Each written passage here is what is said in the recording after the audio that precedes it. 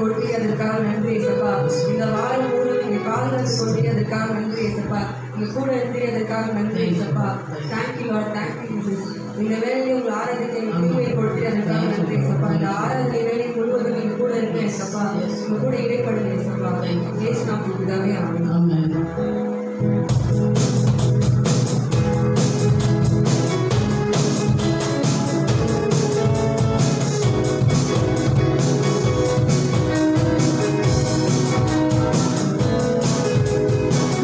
Thank you.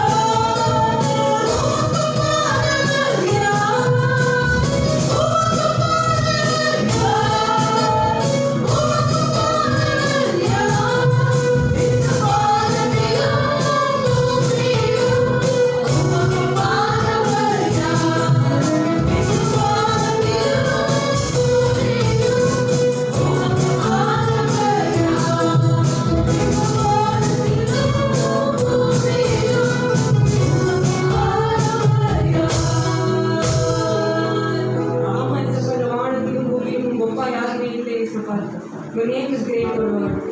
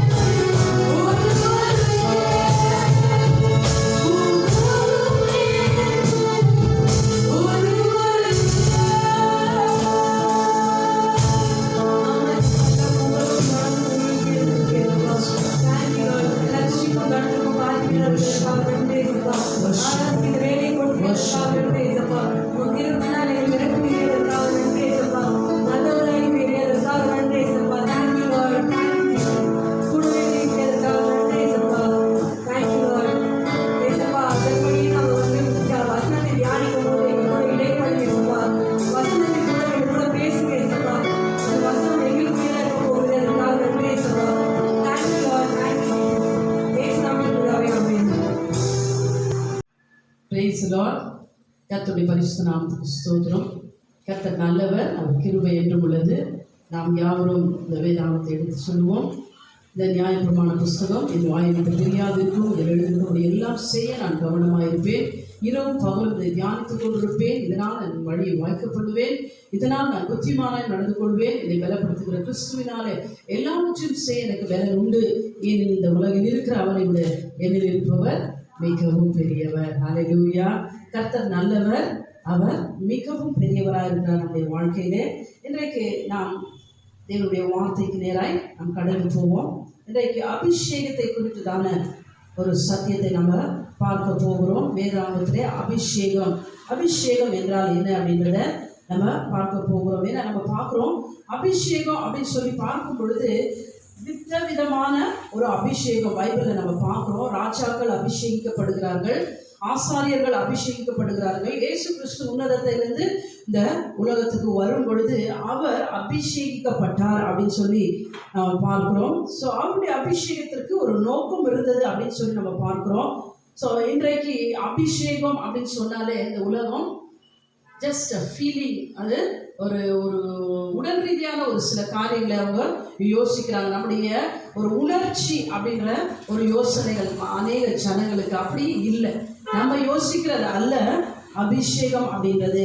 அபிஷேகம் அவர் நமக்கு செய்கிற ஒரு காரியமா இருக்கிறது. ஸோ அபிஷேகம் அப்படின்னு சொன்னா இன்னைக்கு ரொம்ப சத்தமா அந்நிய பாஷையில பேசி எகிரி குதிச்சு இஷ்டத்துக்கு நம்ம செய்யற காரியங்கள் அல்ல. அபிஷேகம், தேவன் ஒரு மனுஷனை அபிஷேகித்தா அவர்கள் மறுரூபம் அடைவார்கள், டிரான்ஸ்ஃபர்மேஷன் உண்டாகும்.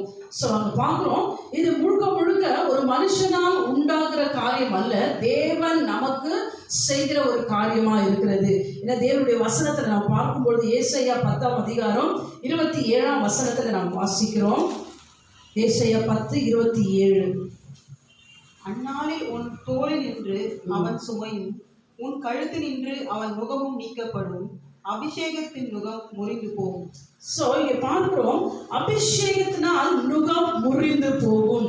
எப்படிப்பட்ட நுகத்தை குறித்து இந்த இடத்துல நம்ம பார்க்கிறோம் அப்படின்னு சொன்னா, the yoke of deception. இன்னைக்கு சாத்தான் நம்ம மேல வைத்திருக்கிற வஞ்சிக்கிற, நம்மளை எல்லா விதத்திலையும் இந்த உலகம் வஞ்சிக்கிறது மாத்திரம் அல்ல, ஆவிக்குரிய விதத்துல நம்ம பார்க்கிறோம். சாத்தான் என்ன பண்றான், தேவ ஆவியானவரை அறிய கூடாதபடிக்கு, அவருடைய மகத்துவங்களை நாம் தெரிந்து கொள்ளாதபடிக்கு, நம்முடைய மனதை குருடாக்கும்படியாக அவன் வஞ்சிக்கிற வழிமுறைகளை நம்ம யோசித்து பார்க்கும் பொழுது, இந்த இப்படிப்பட்ட ஒரு நுகத்தை, வஞ்சிக்கக்கூடிய இப்படிப்பட்ட ஒரு நுகத்தை அபிஷேகம் முறிக்கும் என்று சொல்லி நம்ம பார்க்கிறோம். நம்ம தேவனுடைய வசனத்துல வாசிக்கும் போது 1 யோவான் 2ஆம் அதிகாரம் 20ஆம் வசனத்தில் சொல்லப்பட்டிருக்கிறது. 1 யோவான் 2ஆம் அதிகாரம் 20ஆம் வசனம். நீங்கள் பரிசுத்தராலே அபிஷேகம் பெற்று சகலத்தையும் அறிந்திருக்கிறீர்கள். சோ நீங்கள் யாராலே அபிஷேகம் பண்ணப்பட்டிருக்கீங்க? பரிசுத்தராலே அபிஷேகம் பெற்று. பரிசுத்தராலே அபிஷேகிக்கப்பட்டிருக்கிறோம். சோ எப்படிப்பட்ட ஒரு ஜனங்களை இன்றைக்கு சாத்தான் வஞ்சிக்க முடியாது அப்படின்னு சொன்னா, அபிஷேகிக்கப்பட்ட ஒரு ஜனங்கள். யாரால அப்படின்னு சொல்லி பார்க்கும் பொழுது, பரிசுத்தரால் அபிஷேகிக்கப்பட்ட ஒரு ஜனங்களை, மனிதர்களை பார்க்கும் பொழுது அவன் என்ன பண்ண முடியாது, தொட முடியாது. ஏன்னா அந்த அபிஷேகிக்கப்பட்ட ஜனங்களுடைய நோக்கம் என்ன ஆயிடுது அப்படின்னு சொன்னா, ஒவ்வொரு நாளும் அவங்க ஆவிக்குரிய விதத்துல become rich, அவங்க கொழுத்தவர்களாய் நல்ல அவருடைய ஆகாரத்தை உண்டு, அவருடைய வார்த்தைகளை உண்டு, இன்னும் கொழுத்த ஒரு நிலையில இருக்கும் பொழுது இந்த அபிஷேகம் நுகத்தை முறிக்கக்கூடியதா இருக்கிற தேவனுடைய அபிஷேகமானது எல்லா விதமான பிசாசுடைய தந்திரத்தின் நுகங்களை முறிக்கக்கூடியதா இருக்கிறது. நம்ம இந்த 1 யோவான் 2ஆம் அதிகாரத்துல 18ஆம் அதிகாரத்துல இருந்து வசனத்துல இருந்து நம்ம வாசிக்கும் பொழுது, அங்க இந்த கடைசி காலத்தை பற்றின காரியத்தை தேவன் தெளிவாய் சொல்லுகிறார். பிள்ளைகளே, இது கடைசி காலமா இருக்கிறது. அந்தி கிறிஸ்து வருகிறான் என்று நீங்கள் கேள்விப்பட்டபடி இப்பொழுதும் அநேக அந்தி கிறிஸ்துக்கள் இருக்கிறார்கள். அதனாலே இது கடைசி காலம் என்று அறிகிறோம். சோ இங்க பார்க்கிறோம், இங்க சொல்லப்பட்டிருக்கு அநேக அந்தி கிறிஸ்துக்கள் என்ன பண்ணிருக்காங்களா, இன்றைக்கும் எழும்பி இருக்கிறார்கள். இது கடைசி காலமா இருக்கு அப்படின்னு நான் சொல்லல, தேவனுடைய வார்த்தையிலே சொல்லப்பட்டிருக்கிறது. அப்போ கடைசி காலமா இருக்கு அப்படினால அபிஷேகிக்கப்பட்டவர்கள் யார், அபிஷேகிக்கப்படாதவர்கள் யார் அப்படின்றத நமக்குள்ள ஒரு குழப்பம் இருந்தாலும் சாத்தானுக்கு ரொம்ப தெளிவாய் தெரியும். அபிஷேகிக்கப்பட்டவர்களை அவன் என்ன பண்ணுவான், நல்லா அடையாளம் கண்டுபிடிப்பான். இன்றைக்கு நம்ம பார்க்கிறோம், உலகத்துல பிரச்சனைகள் இருக்கு, எல்லா விதமான குழப்பங்கள் இருக்கு, நன்மை இருக்கு, தீமை இருக்கு. ஆனா இந்த உலகத்துல திருடர்களும் இருக்கிறாங்க. ஆனா திருடர்கள் எந்த பாரு எந்த வீட்டுக்குலாம் நுழைய மாட்டாங்க. நல்ல ஒரு கொழுத்த ஒரு பெரிய ஆசீர்வாதம் எல்லா ஐஸ்வர்யம் இருக்கிற அப்படிப்பட்ட ஒரு வீட்டுல தான் நுழைஞ்சி அவங்க கிட்ட இருக்கிற எல்லாம் வச்சு அவன் திருடிட்டு போகிறது போல பிசாசு இன்றைக்கு இந்த உலகத்துல இருக்கிறான். எல்லாரையும் அவன் வஞ்சிக்கல. யார வஞ்சிக்கிறான் அப்படின்னு சொன்னா, தேவனுடைய பிள்ளைகள் யார் அப்படின்றத அறிந்து அவர்களை வஞ்சிக்கவோ அவர்களை திருடவோ அவருடைய மனங்களை கிறிஸ்துவுக்கு நேரா இல்லாதபடிக்கு அவர்களை வஞ்சிக்கும்படியாய் இந்த உலகத்திலே சுற்றி திரிகிறான் அப்படின்னு சொல்லி நம்ம பார்க்கிறோம். அப்படிப்பட்ட அந்த கிறிஸ்துவனுடைய காலகட்டத்திற்கு இந்த நாட்கள்ல நம்ம வந்திருக்கிறோம். சீக்கிரமா இன்னைக்கே நம்ம பார்க்கிறோம், நிறைய சத்தியத்தின் அடிப்படையில அநேக காரியங்கள் பேசப்படுகிறத மறுத்து எல்லாம் உலக பிரகாரமா தேவனுக்கு சித்தம் இல்லாத விருப்பம் இல்லாத காரியங்களை நம்ம கேட்டு வருகிறோம். நான் அந்த வசனத்தை நம்ம அப்படியே தொடர்ந்து வாசிக்கும் பொழுது 19ஆம் வசனம், அவர்கள் நம்மை விட்டு பிரிந்து போனார்கள், ஆகிலும் அவர்கள் நம்முடையவர்களாய் இருக்கவில்லை. நம்முடையவர்களாய் இருந்தார்கள், ஆனால் நம்முடனே நிலைத்திருப்பார்களே. எல்லாரும் நம்முடையவர்கள் அல்லவென்று வெளியாகும்படிக்கே பிரிந்து போனார்கள். சோ நம்முடையவர்கள் இந்த உலகத்துல நம்ம அநேக சத்தியங்களை கேள்விப்படுகிறோம். இன்றைக்கு தேவனுடைய வசனம் எல்லா இடங்களிலும் பேசப்படுகிறது. இன்றைக்கு நமக்குரியவர்கள், கிறிஸ்துவுக்குரியவர்கள், கர்த்தருக்குரிய ஜனங்கள் அப்படின்றத எப்படி நம்ம அடையாளம் கண்டு கொள்ள முடியாது அப்படின்னா, கர்த்தருடைய வேதத்திற்கும் அவருடைய பிரசனத்திற்கும் அவருடைய நீதிக்கும் அவருடைய பரிசுத்தத்திற்கும் யாரெல்லாம் இணங்கி வரலையோ, எல்லாம் அவரை விட்டு யாரெல்லாம் தூரம் ஓடுறாங்களோ அப்படிப்பட்டவர்கள் எல்லாம் எப்படியா இருக்கிறாங்க, இன்றைக்கு இந்த நம்ம ஜனங்க அப்படின்ற ஒரு லிஸ்ட்ல இல்லாம அவங்க எல்லாம் தூரமாய் ஓடி போறாங்க. அங்க சொல்லப்பட்டிருக்க வசனம் 20ல, நீங்கள் பரிசுத்தராலே அபிஷேகம் பெற்று சகலத்தையும் அறிந்திருக்கிறீர்கள். சோ நீங்கள் என்ன பண்ணிருக்கீங்க, பரிசுத்தராலே அபிஷேகிக்கப்பட்டு. இன்றைக்கு தேவ பிள்ளைகளா இருக்கிற நாம் ஒவ்வொருவரும் நம்முடைய சுயத்திலே அபிஷேகிக்கப்பட்டவர்கள் அல்ல. நம்முடைய எந்த ஒரு நற்கிரியைகளிலும் நாம் அபிஷேகிக்கப்பட்டவர்கள் அல்ல. பரிசுத்தரால் நம்ம என்ன பண்ணப்பட்டிருக்கிறோம், அபிஷேகிக்கப்பட்டிருக்கிறோம், வேர்பிரிக்கப்பட்டிருக்கிறோம். நம்ம ஒவ்வொரு நாளும் அவருடைய சத்தியத்தை அறிந்தவர்களாய் இருக்கிறோம் அப்படின்றத 21ஆம் வசனத்துல சொல்லப்பட்டிருக்கிறது. சத்தியத்தை நீங்கள் அறியாததினால் அல்ல, நீங்கள் சத்தியத்தை அறிந்திருக்கிறதினாலும் சத்தியத்தினால் ஒரு பொய்யும் உண்டாயிராது என்பதை நீங்கள் அறிந்திருக்கிறதினாலும் உங்களுக்கு எழுதியிருக்கிறேன். நம்ம என்ன பண்றோம், சத்தியத்திற்கு நம்முடைய வாழ்க்கையை நம்முடைய கவனத்தை செலுத்துகிறோம். ஏன்னா சத்தியத்துல என்ன இல்ல, பொய் என்பது இல்லவே இல்லை. இன்றைக்கு இந்த உலகத்துல ஜனங்கள் போய் பேசலாம். இன்றைக்கு பிசாசு நம்மிடத்துல அநேக பொய்களை அவன் வந்து சொல்லலாம். ஆனா சத்தியத்துல நம்ம பார்க்கும் பொழுது, அந்த சத்தியத்தை நம்ம ஏற்றுக்கொள்ளும் பொழுது, அவருடைய பிரசனத்துல நிற்கும் பொழுது, if we are willing and we agree, எதுல, தேவனுடைய சத்தியத்துல நம்ம ஒன்று சேர்ந்து நம்முடைய லைஃப், நம்முடைய செவிகளை சாய்க்கும் பொழுது நமக்கு தெரியும் நம்ம அபிஷேகிக்கப்பட்டிருக்கிறோம். ஏன் அப்படின்னு சொன்னா, அபிஷேகிக்கப்பட்ட ஜனங்கள் மாத்திரம்தான் சத்தியத்துக்கு செவி கொடுக்க முடியும், சத்தியத்தை நாடி தேடி ஓட முடியும், சத்தியத்திற்கு கீழ்ப்படிய முடியும், சத்தியத்தை நம்ம வாரி அணைத்துக் கொள்ள முடியும். ஒவ்வொரு நாளும் சத்தியத்தின்படி வாழ முடியாத வாஞ்சைகள் நமக்கு உண்டாகும். சோ இப்படிப்பட்ட சத்தியம் என்ன செய்யாது அப்படின்னா, பொய் சொல்லாது. ஆனா எவனாகிலும், இங்க நம்ம பார்க்கிறோம் வசனத்துல சொல்லப்பட்டிருக்கிறது, 22ஆம் வசனத்தை வாசிங்க. இயேசுவை கிறிஸ்து அல்ல என்று மறுதலிக்கிறவனே அல்லாமல் வேற யார் பொய்யன்? பிதாவையும் குமாரனையும் மறுதலிக்கிறவனே அந்தி கிறிஸ்து. சோ இங்க சொல்லப்பட்டிருக்கு, அந்தி கிறிஸ்து இங்க யார் அப்படின்னு சொன்னா, பிதாவையும் குமாரனையும் மறுதலிக்கிறவன். இயேசுதான் கிறிஸ்து அப்படின்றத மறுதலிக்கிறவன். சோ இப்படி டினை பண்ணுகிற ஒவ்வொரு மனுஷனும் யாரா இருக்கிறான் அப்படின்னு சொன்னா அவன் அந்தி கிறிஸ்துவா இருக்கிறான். ஏன்னா இயேசு கிறிஸ்துவை பிதாவானவர் உன்னதத்திலிருந்து இந்த உலகத்திற்கு உங்களுடைய என்னுடைய மீட்புக்காக இந்த உலகத்துல அவர் அனுப்பி இருக்கிறார் அப்படின்றத நிறைய பேர் அதை மறுதலிக்கிறாங்க, அதை ஏற்றுக்கொள்றதுல, அதை அவங்க விசுவாசிக்கிறதுல. சோ அப்படிப்பட்ட ஜனங்கள் யாரா இருக்கிறாங்க அப்படின்னு சொன்னா அவங்க அந்தி கிறிஸ்துவா இருக்கிறாங்க அப்படின்னு நம்ம பார்க்கிறோம். அவங்க அபிஷேகிக்கப்படவில்லை. இயேசு கிறிஸ்துவுக்கு தேவன் ஒரு நோக்கத்தை வைத்து அந்த நோக்கத்தின்படி இந்த உலகத்துல அவரை அனுப்பினார் அப்படின்றத அவங்க ஏற்றுக்கொள்றதுல. இயேசு கிறிஸ்து தான் இந்த சிலுவையில நமக்காக மரிக்கும்படியாய் அவர் இந்த உலகத்துக்கு வந்தார் அப்படின்றத யாரும் ஏற்றுக்கொள்றதே இல்லை. அபிஷேகிக்கப்பட்டவராய் கிறிஸ்து அப்படின்னு சொல்லி பார்க்கும் பொழுது ஜீசஸ் இஸ் கிரைஸ்ட் அப்படின்னா கிரைஸ்ட்னா the anointed one. அவர் அபிஷேகிக்கப்பட்டவராய் அபிஷேகிக்கப்பட்டவராய் இந்த பூமிக்கு அவர் வந்தார். லூக்கா 4ஆம் அதிகாரம் 18ஆம் வசனத்துல சொல்லப்பட்டிருக்கிறது. லூக்கா 4:18.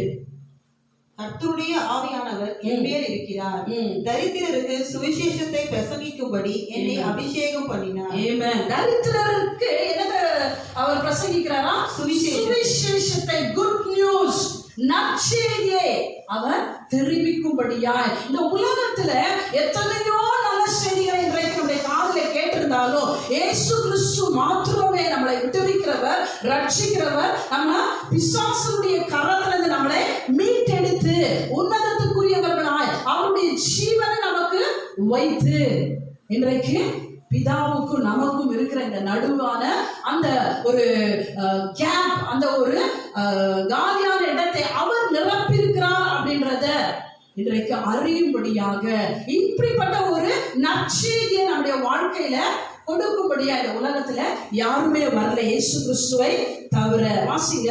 இருதயம் நறுங்குண்டவர்களை குணமாக்கவும், இருதயம் நறுங்குண்டவர்களை குணமாக்கவும், சிறைப்பட்டவர்களுக்கு விடுதலையையும், குருடருக்கு பார்வையையும் பிரசித்தப்படுத்தவும், நொறுங்குண்டவர்களை விடுதலையாக்கவும்.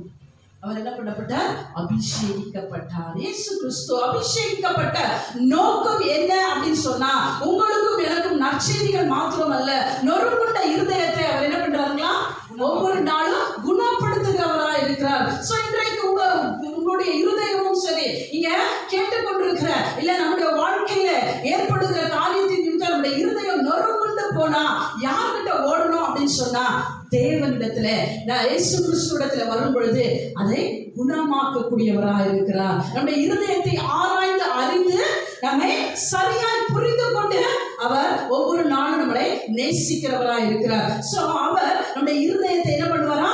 அவர் குணமாக்குகிறவராக இருக்கிறார். அது மட்டும் இல்ல, சொல்லப்பட்டிருக்கு சிறைப்பட்டவர்களுக்கு விடுதலையையும். சிறைப்பட்டவர்களுக்கு விடுதலை. இன்றைக்கு சிறைப்பட்ட ஒரு நிலை எதுல அப்படின்னு சொல்லி பார்க்கும் பொழுது நம்முடைய சிந்தனையில எத்தனையோ பேர் இன்றைக்கு பிசாசால சிறைப்படுத்தப்பட்ட ஒரு நிலை காணப்படுகிறது. சோ அப்படிப்பட்ட ஒரு நோக்கங்களுக்காக உன்னதத்திலிருந்து இறங்கி வந்த இயேசு கிறிஸ்து அப்படிப்பட்ட சிறைப்பட்டிருக்கிற ஒவ்வொரு சிந்தைகளை சீர்படுத்தும்படியாய் இன்றைக்கு எதுல ஜனங்களுக்கு விடுதலை இருக்கோ இல்லையோ, சிந்தனையில விடுதலை இல்லவே இல்லை. எப்பவுமே ஒரு கான்ஸ்டன்டான ஒரு பேட்டில், எப்பவுமே ஒரு போர் நடந்து கொண்டே இருக்கு. அப்போ பார்க்கிற எத்தனையோ பேருடைய வாழ்க்கை இதனால என்ன பண்ணப்பட்டிருக்கு? முற்றிலுமாய் அழிந்து இல்லாமல் போகப்பட்டிருக்கு. எத்தனையோ பேர் பைத்தியக்கார நிலையில இருக்கிறாங்க. எத்தனையோ பேர் தேவனுடைய சத்தியத்தை புரிந்து கொள்ள முடியாதபடிக்கு தேவனை விட்டு தூரமா இருக்கிறாங்க. சோ இப்படிப்பட்ட சிறையில பிசாசு அவர்களை வைத்திருக்கிறாங்க அப்படின்னா அத விட்டுவிக்க இயேசு கிறிஸ்துவாலே மாத்திரம் தான் முடியும். அதனாலதான் அவர் அபிஷேகிக்கப்பட்டவராய் உங்களுக்காகவும் எனக்காகவும் இந்த பூமியில இறங்கி வந்த கிறிஸ்து இந்த உலகத்துல நமக்காக தன்னை முழுவதுமாய் ஒப்பு கொடுக்கும்படியாய், சும்மா கொஞ்சம் அல்ல, இன்றைக்கு அதுதான் சொல்றாரு, அப்படியா நான் முழுமையா என்னை ஒப்பு கொடுத்தது போல உங்களையும் முழுமையா எனக்கு ஒப்பு கொடுங்க அப்படின்னு சொல்லி, அதனாலதான் அவர் என்ன பண்ணப்பட்டார்? அபிஷேகிக்கப்பட்டார். சோ இந்த சத்தியங்கள் நாம் புரிந்து கொள்ளணும் அப்படின்னு சொன்னா அபிஷேகிக்கப்பட்டவரை புரிந்து கொள்ள நீங்களும் நானும் அபிஷேகிக்கப்பட்டிருக்க வேண்டும். மத்தேயு 11ஆம் அதிகாரம் 29ஆம் வசனத்துல சொல்லப்பட்டிருக்கிறது. மத்தேயு 11:29. நான் சாந்தமும் மனத்தாழ்மையுமாய் இருக்கிறேன். Amen. என் நுகத்தை உங்கள் மேல் ஏற்றுக்கொண்டு என்னிடத்தில் கற்றுக்கொள்ளுங்கள். சொல்லப்பட்டிருக்கிறது, நான் எப்படியா இருக்கிறேன்? சாந்தமும் மனத்தாழ்மையுமா இருக்கிறேன். என் நுகத்தை உங்கள் மேல் ஏற்றுக்கொண்டு என் நுகத்தை என்ன பண்ணுங்க? உங்க மேல ஏற்றுக்கொள்ளுங்க. சோ அபிஷேகம் நுகத்தை முறிக்கக்கூடியதா இருக்கிறது என்று சொல்லி நம்ம பார்க்கிறோம். சோ பூமியில உலகத்துல காணப்படுகிற எல்லா விதமான நுகங்களை அபிஷேகம் என்ன பண்ணும்? முறிக்கக்கூடியதா இருக்கிறது. அதனால சொல்றாரு, என் நுகத்தை நீ ஏற்றுக்கொள். அந்த நுகம் எப்படியா இருக்கு? 30ஆம் வசனத்துல சொல்லப்பட்டிருக்கு, என் நுகம் மெதுவாயும் என் சுமை லகுவாயும் இருக்கு. அல்லேலூயா. என்னுடைய சுமை எப்படியா இருக்கு? லகுவா இருக்கிறது. ஏன்னா அவருடைய சத்தியத்திற்கு கீழ்ப்படுகிறது மாத்திரமே அல்லாமல் அவருடைய சுமையும் அவருடைய அந்த நுகமும் பெருசு ஒண்ணு இல்லவே இல்லை. ஏன்னா அவருடைய சத்தியத்திற்கு நம்ம கீழ்ப்படிந்து இணங்கி நம்ம அவருக்கு நம்முடைய லைஃபை முழுமையாய் ஒப்பு கொடுக்க வேண்டும். அதனால சொல்றாரு, my yoke is easy, take it upon you. அத நீ என்ன பண்ண? உண்மையில எடுத்துக்கொள் என்று சொல்லுகிறார். ஏன் அவருடைய நுகத்தை எடுத்துக்கொள்ளணும் அப்படின்னு சொன்னா, ஒவ்வொரு நாளும் அவருடைய சத்தியம் தான் நம்மளை என்ன பண்ணோம்? வழி நடத்தும். அவருடைய சத்தியம் தான் பைபிள்ல சொல்லப்பட்டிருக்கிறது. அவர் தான் வழி, அவர் தான் சத்தியம், அவர் தான் ஜீவனா இருக்கிறார் என்று சொல்லி. சோ எக்லீசியாஸ்டிஸ் பிரசங்கில பார்க்கிறோம். பிரசங்கி 5ஆம் அதிகாரம் 1-2ஆம் வசனத்துல, பிரசங்கி 5ஆம் அதிகாரம், நீ தேவாலயத்துக்கு போகும்போது உன் நடையை காத்துக்கொள். மூடர் பலியிடுவது போல பலியிடுவதை பார்க்கிலும் செவி கொடுக்க சேர்வதே நலம். தாங்கள் செய்கிறது தீமை என்று அறியாதிருக்கிறார்கள். தேவ சமூகத்தில் நீ துணிகரமாய் உன் வாயினால் பேசாமலும் மனம் பதறி ஒரு வார்த்தையும் சொல்லாமலும் இரு. தேவன் வானத்தில் இருக்கிறார். 1ஆம் வசனம் மட்டும்தான் படிங்க. வசனம் 1ல சொல்லப்பட்டிருக்கிறது, பிரசங்கி தானே எக்லீசியாஸ்டிஸ்னா, பிரசங்கி 5ஆம் அதிகாரம் 1ஆம் வசனத்துல சொல்லப்பட்டிருக்கிறது, walk prudently when you go to the house of God. தேவனுடைய ஆலயத்திற்குள் நீ போகும்போது எப்படியா நடக்கணும்னா, நடையை காத்து, உன்னுடைய நடையை காத்துக்கொள். சோ நம்ம உள்ள நுழையும் பொழுது ஒவ்வொரு அபிஷேகிக்கப்பட்ட ஜனங்கள் அவருடைய ஆலயத்திற்குள்ள நம்ம போறோம் அப்படின்னு சொன்னா, நம்முடைய நடையை நாம் காத்துக்கொள்ள வேண்டும். எப்படி காத்துக்கொள்ள முடியும் அப்படின்னு சொன்னா, நீங்களும் நானும் அபிஷேகிக்கப்பட்டவர்களா இருக்க வேண்டும். அந்த அபிஷேகிக்கப்பட்ட இயேசு கிறிஸ்துவை நம்ம புரிந்து கொள்ளணும் அப்படின்னு சொன்னா, நீங்களும் நானும் அவராலே அபிஷேகிக்கப்பட்டவர்களா இருக்கணும். சோ அப்படிப்பட்ட ஒரு நிலைமை எப்படியா இருக்கும் அப்படின்னு சொன்னா, நம்ம அவருடைய ஆலயத்திற்குள்ளே நம்ம போகும்போது நம்ம எப்படியா இருப்போம்? walk prudently. நடையை காத்து, நம்முடைய நடையை என்ன பண்ணுமா? காத்துக்கொள்வோம். இஷ்டத்துக்கு நம்ம போக மாட்டோம், இஷ்டத்துக்கு நம்ம வாழ மாட்டோம். சோ அது மட்டும் இல்ல, சொல்லப்பட்டிருக்கு, அப்படியே வாசிங்க. மூடர் பலியிடுவது போல பலியிடுவதை பார்க்கிலும் செவி கொடுக்க சேர்வதே நலம். சோ மூடர் நம்ம கடமைகளை மாத்திரம் நம்ம என்ன பண்ண மாட்டோம்? செய்ய மாட்டோம். இஷ்டத்துக்கு பலி கொடுத்துட்டா போதும், காட் அதான் கேட்கிறார். ஜெபிச்சா போதும், 5 நிமிஷம் ஏச்சு பிரேயர் பண்ணிட்டா போதும், நம்முடைய கடமை செஞ்சுட்டா போதும், அதுக்கப்புறம் என்ன பண்ண மாட்டார்? அவர் கேட்க மாட்டாருன்ற அப்படிப்பட்ட ஒரு டியூட்டி மைண்டட் கிறிஸ்டியன்ஸா நம்ம இல்லாதபடிக்கு, கடமை கிறிஸ்தவர்களாய் வாழாதபடிக்கு இங்க சொல்லப்பட்டிருக்கிறது. be ready to hear. Tamil என்ன சொல்லப்பட்டிருக்கு? தாங்கள் செய்கிறது தீமை என்று அறியாதிருக்கிறார்கள். அதுக்கு முன்னாடி, மூடர் பலியிடுவது போல பலியிடுவதை பார்க்கிலும் செவி கொடுக்க சேர்வதே நலம். செவி கொடுக்க சேர்வதே இங்கிலீஷ்ல சொல்லப்பட்டிருக்கிறது. and be more ready to hear. நீ தேவாலயத்துக்கு உள்ள நடக்கும் பொழுது எப்படியா நடக்கணும்னா, செவி கொடுத்து be more ready to hear. So அபிஷேகிக்கப்பட்ட ஜனங்கள் என்ன பண்ணுவாங்கன்னா, இன்னும் அதிகமாய் அவருடைய சத்தியத்திற்கு தன்னை ஒப்பு கொடுப்பார்கள். அது மட்டும் இல்ல, அவங்க சொல்லப்பட்டிருக்கிறது and draw near to hear rather than to give the sacrifice. எப்படி என்ன பண்ணுங்களா, இன்னும் அதிக ஆர்வம் உள்ளவர்களாய் அவரோடு கூட கிட்டி சேரும்படியாய் அவருடைய சத்தியத்திற்கு நாம் செவி கொடுக்க வேண்டும் என்று சொல்லப்பட்டிருக்கிறது. ஏன்னா இது நம்ம பார்க்கிறோம், நீதிமொழிகள் 3:6 உன் வழிகளில் எல்லாம் அவரை நீ நினைத்துக்கொள். நீ உன்னுடைய வழிகளை எல்லாம் நீ ஆலயத்துக்குள்ள செல்ற, அவருடைய ஆலயத்துக்குள் நீ போகணும் அப்படின்னு சொன்னா, நீ அபிஷேகிக்கப்பட்டவனா இருக்கிற அப்படின்னா உன்னுடைய வழிகளை எல்லாம் அவரை நினைத்துக்கொள். அதுக்கப்புறம் தான் 8 சொல்லப்பட்டிருக்கிறது, அது உன் நாபிக்கு ஆரோக்கியமும் உன் எலும்புக்கு ஊனமாகும். ஹல்லேலூயா. நமக்கு வசனம் தெரிந்தே அப்படின்னு சொல்லி நம்ம அறிக்கை செய்கிறது இல்ல, ஏதோ கடமைக்கு கர்த்தரை தேடுகிறது இல்ல, நீங்க சொல்லி இருக்கிறது போல மூடன் செய்கிறது போல நம்ம இன்னைக்கு கிறிஸ்தவ வாழ்க்கையை வாழாதபடிக்கு அபிஷேகிக்கப்பட்ட ஒரு கிறிஸ்தவளாய் ஒவ்வொரு நாளும் அவருடைய வார்த்தையை மதித்தவர்களாய், வார்த்தையை மேன்மைப்படுத்துகிறவர்களாய், வார்த்தையை உயர்த்துகிறவர்களாய், அவருடைய அழைப்புக்கு அவர் என என்னை அபிஷேகிக்க முடிய என்னை அழைச்சிருக்கிறார் அப்படின்னு சொன்னா அந்த அழைப்புக்கு நான் அவருக்கு கனத்தை கொடுக்கிறவளாய் நம்ம என்ன பண்ணணும், வழி நடத்தப்பட வேண்டும். ஏன்னா நம்ம என்ன பண்றோம்னா ஒவ்வொரு நாளும் அபிஷேகிக்கப்பட்டவர் யாருன்னே நமக்கு தெரிறதில்ல, நம்மளையே அபிஷேகித்தாருனோ தெரிறதில்ல.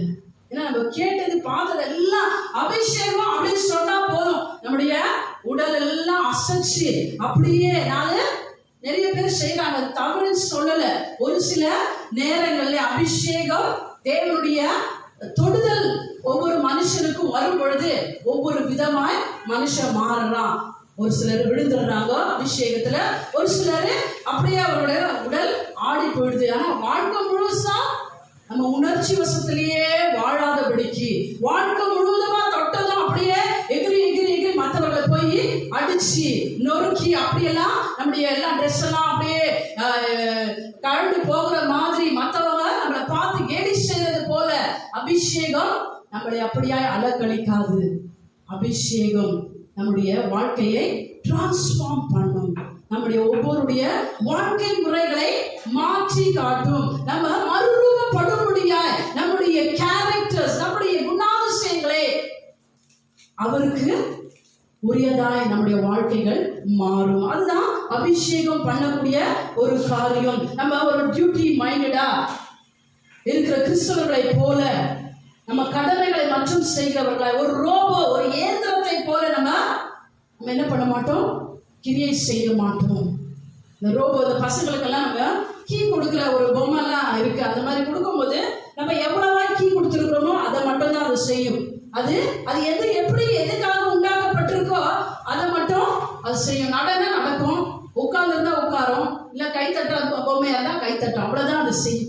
அப்படிப்பட்ட ஒரு கிறிஸ்தவர்களா இல்லாதபடிக்கு, நம்ம தேவைக்கு தேவனை தேடாதபடிக்கு, பயப்படுக்கும் போது தேவனை தேடாதபடி, அன்பில்லாதவர்களாய் நம்ம ஒவ்வொரு நாளும் பேர் கிறிஸ்தவர்களா இல்லாதபடிக்கு, நான் மட்டும் சரி அப்படின்ற ஒரு வாழ்க்கையை வாழுகிறவர்களா இல்லாதபடி, சுயநீதியில ஒவ்வொரு நாளும் நம்முடைய வாழ்க்கையை கழிக்காதபடிக்கு, நம்முடைய ஒவ்வொரு அன்றாட லைஃப் பார்க்கும்போது எப்போ எந்த இடத்துல இந்த உலகம் சேஃபா இருக்கோ அந்த இடத்துல நம்ம சாஞ்சிடலாம் அப்படிங்கிற 2 எஜமானருக்கு ஊழியம் செய்கிற கிறிஸ்தவர்களா இல்லாதபடிக்கு ஒவ்வொரு நாளும் வேதத்திற்காக, அவருடைய வார்த்தைக்காக, அவருடைய சத்தியத்திற்காக, அவருடைய உண்மைக்காக இன்னும் ஆர்வம் காட்டுகிறவர்களாய், இன்னும் நெருக்க முடியவர்களாய், இன்னும் நெருங்குகிறவர்களாய் நாம் மாறுவோம். அதுதான் அபிஷேகிக்கப்பட்ட ஒரு மனுஷன் செய்கிற ஒரு காரியம். இரவும் பகல் அவருடைய வேதத்துல தியானமா இருக்கிற ஒரு லைஃப் ஸ்டைலை நம்ம என்ன பண்ணுவோம், வாழ்வோம். இதை நம்ம பார்க்கிறோம். இந்த இயேசுதான் கிறிஸ்து அப்படின்றத அநேகர் என்ன பண்றாங்கன்னா மறுதலிக்கிறார்கள். அப்படிப்பட்டவர்கள் யார் இல்லை அப்படின்னு சொல்லப்பட்டிருக்கு, ஆவியானவரால பரிசுத்தரால அபிஷேகிக்கப்பட்டவர்கள் இல்லை.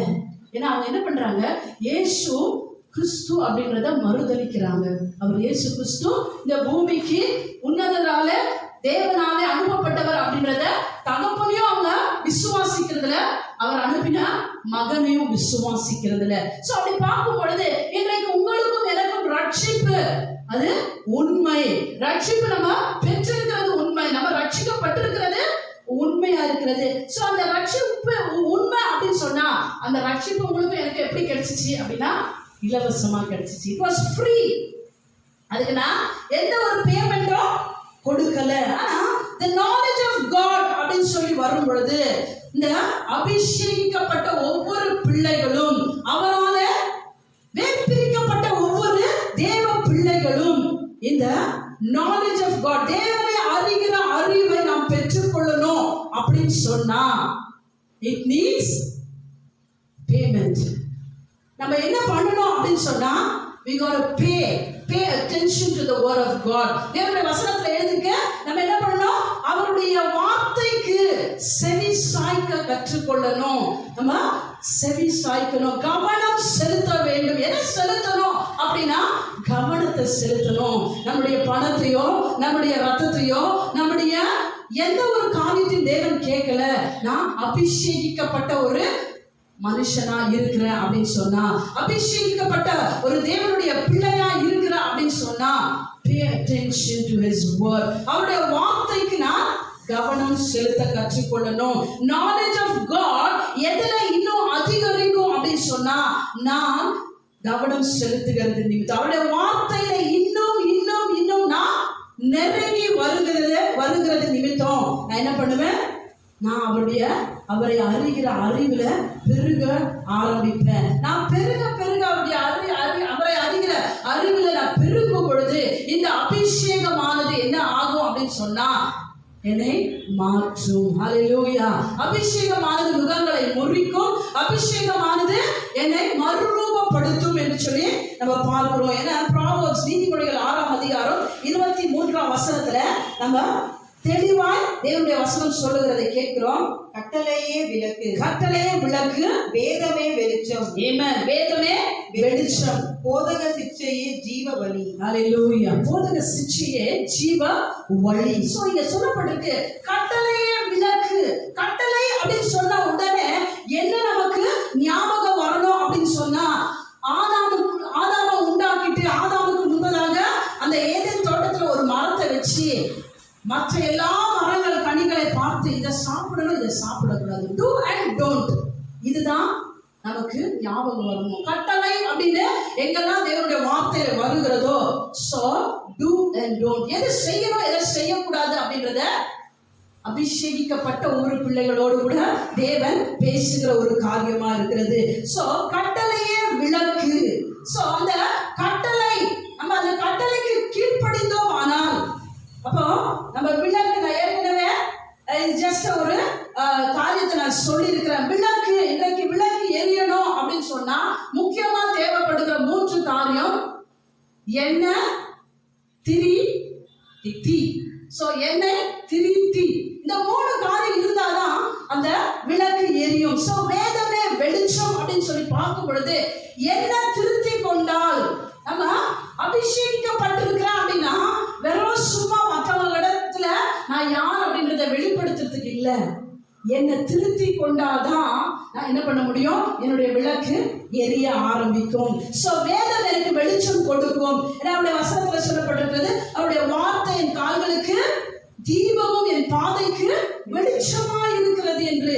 சோ தேவனுடைய வார்த்தை என் கால்களுக்கு தீபமாயும் என் பாதைக்கு வெளிச்சமாயும் மாறணும் அப்படின்னு சொன்னா இந்த விளக்கு என்னுடைய வாழ்க்கையில எரியணும் அப்படின்னு சொன்னா நான் ஒவ்வொரு நாளும் தேவ வார்த்தையில டிசிப்ளின் ஆகணும், நான் ஒழுக்கப்பட வேண்டும். சோ தேவனுடைய வார்த்தையில சொல்லியிருக்கிறபடி நம்ம என்ன பண்ணக்கூடாது, கிறிஸ்துவை அபிஷேகிக்கப்பட்டவரை டினை பண்ணக்கூடாது. சோ வேதம் தான் அவர் தான் வேதம். சோ இங்க சொல்லப்பட்டிருக்க வார்த்தையின்படி யார் இன்றைக்கு இந்த எண்ணெய் இந்த அபிஷேகம் அப்படின்னு சொல்லி பார்க்கும்போது அவர் தான். இந்த திரி யார் அப்படின்னு சொன்னா அவர் தான். இந்த தீ யார், அக்கினி யாருன்னா அவர் தான். எல்லாமே அவரா இருக்கிறார். அவர் மூலமாய் அவருக்கு என்று அவரால எல்லாமே உண்டாக்கப்பட்டிருக்கிறது. கர்த்தருக்கு கோடி நன்றி. உங்களுக்கும் எனக்கும் அதை தெரியப்படுத்தி இருக்கிறார். உங்களையும் என்னையும் அவர் அபிஷேகித்து இந்த சத்தியத்தை நம்முடைய கரத்துல கொடுத்திருக்கிறார். அவர் சொல்றார், you are my masterpiece. அவர் தான் நம்முடைய எஜமானனா இருக்கிறார், அவர் தலையா இருக்கிறார், அவருடைய அவயவங்களில் அங்கங்களா இருக்கிறோம். ஹல்லேலூயா. we are members of his body. அவருடைய கிறிஸ்து நமக்கு தலையா இருக்கிறார், நம்ம அவருடைய சரீரத்தின் அங்கங்களாய் இருக்கிறோம். சோ நம்மள அவ்வளவா என்ன பண்ணிருக்கிறார், நம்முடைய அவுட்ஸ்டாண்டிங்கா நம்மள உண்டாக்கி வைத்திருக்கிறார். அதனாலதான் நம்மள அபிஷேகித்திருக்கிறார். அபிஷேகிக்கப்பட்டவர் உங்களையும் என்னையும் ஏன் அபிஷேகித்திருக்கிறார்? ஏன் மற்றவர்கள் இந்த நிலை, இந்த ஒரு உணர்வு, இப்படிப்பட்ட ஒரு ஆசீர்வாதம் பெறல அப்படின்னா அவங்க தேவனால அபிஷேகிக்கப்படவில்லை, தேவனால அவங்க தெரிந்து கொள்ளப்படவில்லை. அதனால இன்னைக்கு தேவனுடைய சத்தியத்தை நம்ம அறிந்து கொள்ளும்படி அவருடைய மாஸ்டர் பீஸா நம்ம இருக்கிறதுனால, அவுட்ஸ்டாண்டிங்கா நம்ம அவர் உண்டாக்கி இருக்கிறபடினாலே ஒவ்வொரு நாளும் நம்ம எதை ஃபோக்கஸ் பண்ணோம் அப்படின்னா அவருக்குள் இருக்கிற நம்முடைய பலனை நம்ம ஃபோக்கஸ் பண்ணணும். நம்முடைய பலவீனத்தை அந்த இடத்துல ஃபோக்கஸ் பண்ணக்கூடாது. ஒவ்வொரு நாளும் நம்ம எதை ஃபோக்கஸ் பண்ணோம்னா கிறிஸ்துவுக்குள்ளே நம்முடைய குணாதிசயங்களை நம்ம என்ன பண்ணணும், ஃபோக்கஸ் பண்ண கற்றுக்கொள்ளணும். என்னுடைய பெருமையோ புகழையோ என்னுடைய ரெபுடேஷன் என்ன அப்படின்றத நான் ஃபோக்கஸ் பண்ணக்கூடாது. ஒவ்வொரு நாளும் தேவனுக்குள்ள இருக்கிற ஆசீர்வாதங்களை நான் என்ன பண்ணணும், ஃபோக்கஸ் பண்ணும். எங்கெல்லாம் சாபத்துக்குரிய காரியமா இருக்கோ அதை எடுத்து அதை வச்சு அதை பெருசாக்கி அதை மேன்மைப்படுத்தக்கூடாது. உங்களுக்குள்ளும் எனக்குள்ளும் இருக்கிற அபிஷேகிக்கப்பட்டவரை நம்ம ஃபோக்கஸ் பண்ண கற்றுக்கொள்ள வேண்டும். ஒவ்வொரு ஃபால்ஸ் இன்ஃபர்மேஷன், எதெல்லாம் தவறான ஒரு செய்திகளா இருக்கிறதோ, எதெல்லாம் தவறா இருக்கிறதோ அவைகள் எல்லாம் நம்மளை விட்டு நீக்கி நீங்களும் நாம் அவருக்குள்ள யாரா இருக்கிறோன்றத பெரிசாக்க, அதை தியானிக்க, அதை நம்ம ஒவ்வொரு நாளும் பே அட்டென்ஷன். தேவனுடைய வார்த்தை அப்படிப்பட்ட அபிஷேகிக்கப்பட்ட ஜனங்களுக்கு அவர் என்ன வச்சிருக்கிறாரு, அவர் என்ன சொல்றாரு, நம்ம எப்படி வாழணும்னு அவருடைய விதிமுறையை கற்றுக் கொடுத்திருக்கிறார் அப்படின்றத அதை ஃபோக்கஸ் பண்ணணும். ஹல்லேலூயா. சோ இதனை பற்றின ஒரு கிளியர் விஷன், சரியான ஒரு தரிசனம் நமக்கு இருக்கும் பொழுது அந்த தரிசனத்தை வைத்து நம்ம என்ன பண்ணலாம், ஓட ஆரம்பிக்கலாம். சோ தேவனுடைய சத்தியத்துல நம்ம கவனம் செலுத்த செலுத்த செலுத்த we become rich. ஆவியில எப்படி இருக்கிறோம், ரொம்ப கொழுத்தவர்களாய் மாறுகிறோம். சோ அதனாலதான் பைபிள்ல சொல்லப்பட்டிருக்கிறது, முதலாவது தேவனுடைய ராஜ்யத்தையும் அவருடைய நீதியும் தேடுங்கள், இவைகளை எல்லாம் உங்களுக்கு என்ன ஆகும், கூட கொடுக்கப்படும். இவைகள் எல்லாம் கூட கொடுக்கப்படும். இன்றைக்கு நம்முடைய சிந்தனையை அப்படியே குழப்பப்படுத்தி அவன் நல்லா இருக்கா, இவன் நல்லா இருக்கா, இப்படி இருக்கு, அப்படி இருக்கு, நான் இன்னும் இப்படி இருக்கிறேன்னு நமக்குள்ள இருக்கிற அபிஷேகத்தை வெளிப்படுத்தாதபடிக்கு, நமக்குள்ள இருக்கிற அபிஷேக தேவனை நம்ம மறுதளிக்கும்படியான ஒரு வழியில நடத்துகிற பிசாசுடைய தந்திரங்களுக்கு மாத்திரமே நம்ம என்ன பண்றோம், செவி கொடுக்கிறோம். நம்ம என்ன பண்றதுல சத்திய வேதம் நமக்குள்ள பேசுகிற ஒவ்வொரு நாளும் பேசுகிறத நம்ம என்ன பண்றதுல செவி சாய்க்கிறதுல. இப்போ யோசிச்சு பாருங்க, இதே கோவிட் இதுல எத்தனை பேர் இறந்தாங்க. நம்மளோட வாயில எவ்வளவு வாய் நம்ம இந்த வார்த்தைகளை எல்லாம் என்ன பண்ணிருப்போம், சொல்லியிருப்போம், பெரிய தடவை அதை அறிக்கைட்டு இருப்போம். ஆனா அதே மாதிரி அதற்கு அதே நம்ம தேவனுடைய வார்த்தையை நம்ம என்ன பண்ணல, நம்ம அறிக்கையிட்டதே இல்லை. ஏன்னா நம்ம எதை கேட்கிறோமோ அதை தான் நம்ம என்ன பண்றோம், பேசுறோம். சோ நம்ம தேவனுடைய வார்த்தைகளை கேட்க கேட்க கேட்க அதை நம்ம பேச ஆரம்பிப்போம். அதனாலதான் சொல்லப்பட்டிருக்கு பே அட்டென்ஷன். அதிகமா நீ என்ன பண்ற, கவனம் செலுத்து, மேன்மைப்படுத்து. எதை, நீ வாசிக்கிற வேதத்தை. அவர் தான் அந்த வேதத்துல இருக்கிறவர் தான் அபிஷேகிக்கப்பட்டவர். அந்த அபிஷேகிக்கப்பட்டவர் தான் இன்றைக்கு உன்ன அழைச்சிருக்கிறார். அவரை நீ என்ன பண்ணிடாத, நீ மறுதளிச்சிடாத, அவரை டினை பண்ணிடாத. அந்த இயேசு தான் அந்த ஃப்ரீயா உனக்கு ரட்சிப்பை கொடுத்தாரு. அவர் தான் என்ன பண்ண போறாரு, உனக்கு நித்திய ஜீவனையும் கொடுக்க போகிறார். அந்த இயேசு கிறிஸ்து தான் ஆண்டவராய் ஒரு நாள் நம்மளை கொண்டு செல்ல வரப்போகிறார். சோ அந்த நாளுக்காக இன்னைக்கு நம்ம ஆயத்தப்படணும் அப்படின்னு சொன்னா, நான் அபிஷேகிக்கப்பட்டிருக்கிறேன், அவரால வேர்பிரிக்கப்பட்டிருக்கிறேன் அப்படின்ற நோக்கத்தை நான் அறிந்து வார்த்தையில ஒவ்வொரு நாளும் மறுரூபமாக்கப்பட வேண்டும். 2 கொரிந்தியர் 1ஆம் அதிகாரம் 21ஆம் வசனத்துல சொல்லப்பட்டிருக்கு. 2 கொரிந்தியர் 1ஆம் அதிகாரம்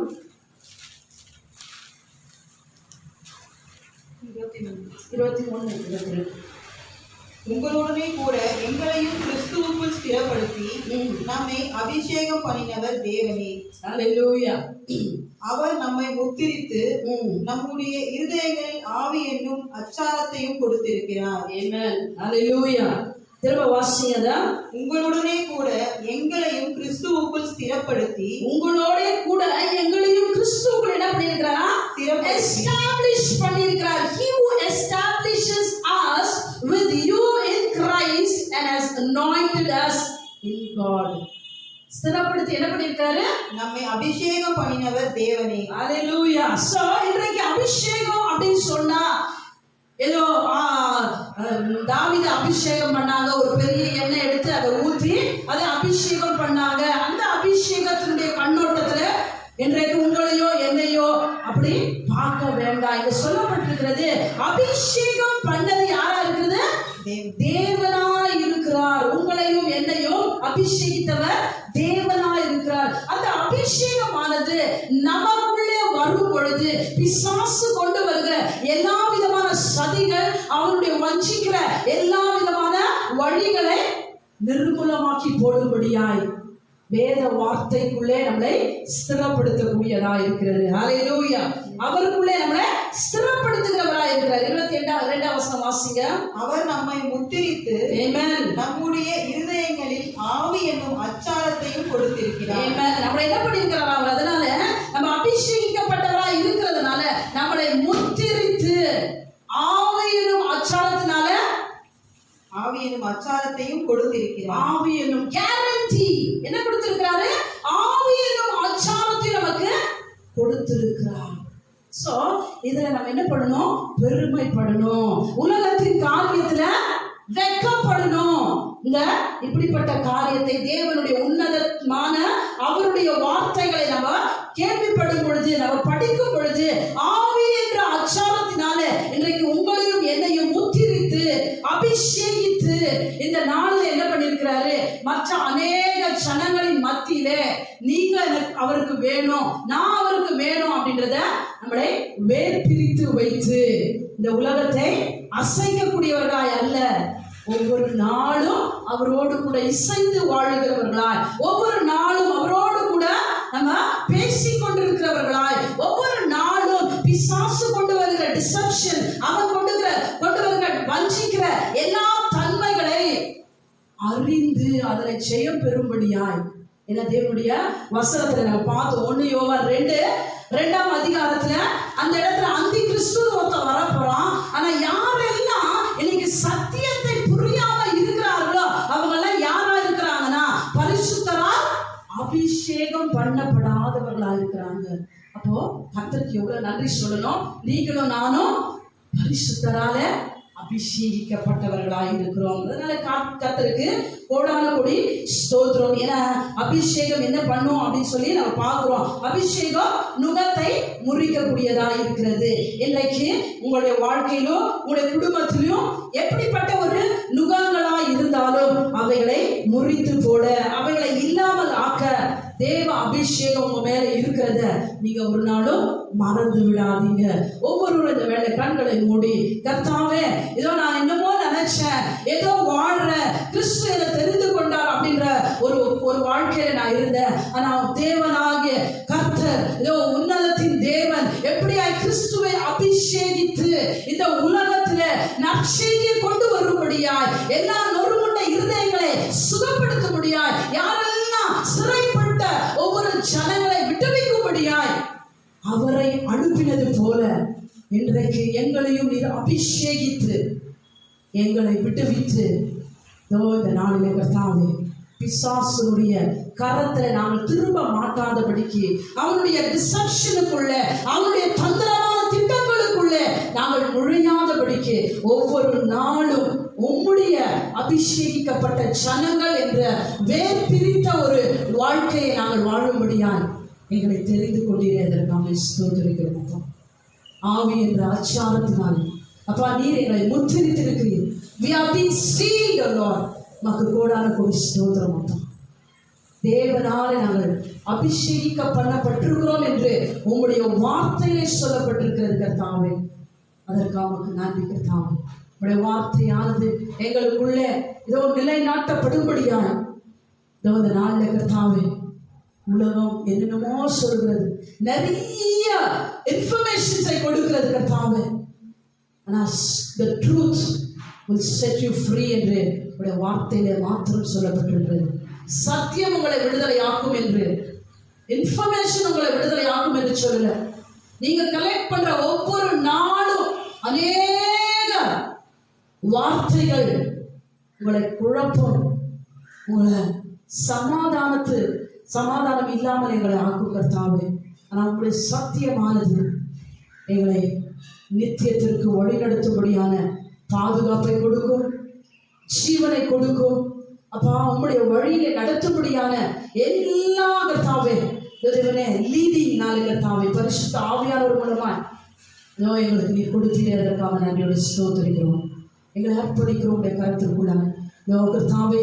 வேதத்தில் அநேக ஜனங்களை அபிஷேகித்தீங்க, அவர்களை கர்த்தாவே உங்களுடைய நோக்கத்தோடு இந்த பூமிக்கு கொண்டு வந்து கர்த்தாவே உடைய நோக்கத்தை அவர்கள் மூலமாய் நிறைவேற்றினது போல தகப்பன் இயேசு கிறிஸ்துவை உம்முடைய கர்த்தாவே பெரிதான நோக்கம் இந்த உலகத்தில் இருக்கிற உங்களால கர்த்தாவே பிரித்தெடுக்கப்பட்ட அபிஷேகிக்கப்பட்ட ஒவ்வொரு பிள்ளைகளும் அபிஷேகிக்க பண்ணப்பட்ட தேவனால விடுவிக்கப்படும்படியாகும் அவர்கள் ஒவ்வொரு நாளும் வெற்றிக்கு ஏற்ற அப்பா உயர்ந்த அப்பா ஸ்தலத்திற்கு ஏற்ற வாழ்க்கையை நாங்கள் வாழ்ந்து கர்த்தாவே உங்களுடைய நாமத்தை மகிமைப்படுத்தும்படியாய் எங்களோடு சேர்ந்த அநேக ஆயிரங்களை அப்பா உமக்குள்ளே வழிநடத்தப்படும்படியாய் எங்களை கர்த்தாவே நீர் அபிஷேகித்திருக்கிறீர், அதற்காக ஸ்தோத்திரிக்கிறோம், அர்ப்பணிக்கிறோம். எங்களுடைய கருத்திற்குள்ளாய் இந்த நாளிலே எங்களுடைய நிலை என்ன என்பதை நாங்கள் அறிந்தவர்களால் தொடர்ந்து உமக்குள்ளே நாங்கள் கர்த்தாவே எல்லா மகிமை செலுத்தி